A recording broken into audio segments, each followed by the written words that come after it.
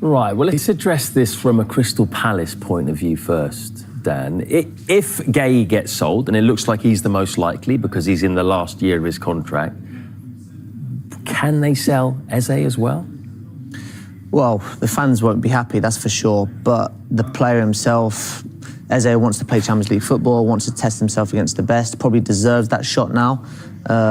If you look at the squad and he sees Palace selling their better players, as a top player, you'd want to go get out as well. And when you get linked with the clubs that he is, I think he'll want to go.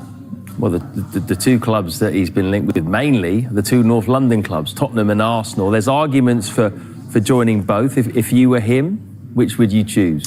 It's a really difficult one. I mean, look, Arsenal, they're crying out for the left winger spot. I don't believe Eze is that natural left winger. I think he can obviously play there and cut in. But if you're going to sign Eze and put him on that left for the majority of the season, I don't think you're going to get the best out of him. And then, are you blocking pathways? Obviously, everyone's seen Max Dowman now come through. Ethan Nweri's there in those little half spaces, number 10 roles. So they've got a lot of players in there. Could he not put pressure on Ødegaard?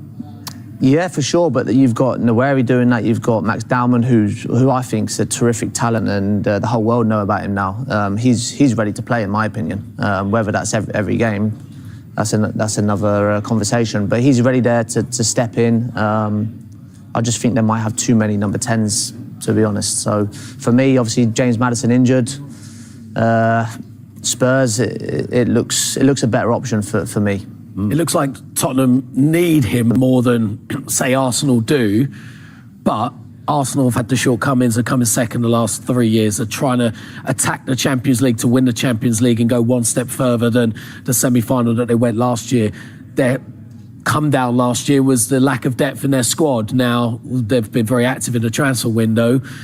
Eberechi Eze offers huge depth in the squad, versatility with that forward line, pressure on Ødegaard immediately without maybe waiting for these youngsters to develop. No, I agree with you, and I think that's Arsenal's point of view. They want to protect the pathway for these players, and I totally agree with you on Max Dowman. I was talking about him yesterday. I think he's just an incredible talent, but Eberechi Eze has the versatility to play on the left, play in the centre. Martin Ødegaard, there's a lot of reliance on him at Arsenal, and I think he needs to be put under a bit of pressure, maybe to see the best of him. But Eberechi Eze is I do think it is about the here and now for Arsenal. So if he's a ready-made to go in at starting 11 and improve it, then yeah, you go out all out for him. If you're using him as a squad player, I may think twice. They need someone to improve the 11, don't they? And they did that with Gyökeres over Šeško. Šeško 22, maybe a little bit raw.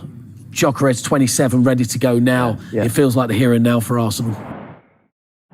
The North London transfer battle has reached boiling point as Arsenal and Tottenham go head-to-head for Crystal Palace's Eberechi Eze. Both clubs have made the 26-year-old a top priority, with Arsenal eager to add his creativity to Mikel Arteta's midfield, while Tottenham are pushing hard to secure his signature for Ange Postecoglou's project. Reports suggest that both sides have laid down significant offers, turning this chase into a full-blown tug-of-war that could define the final days of the transfer window. What makes this saga even more dramatic is the ticking clock.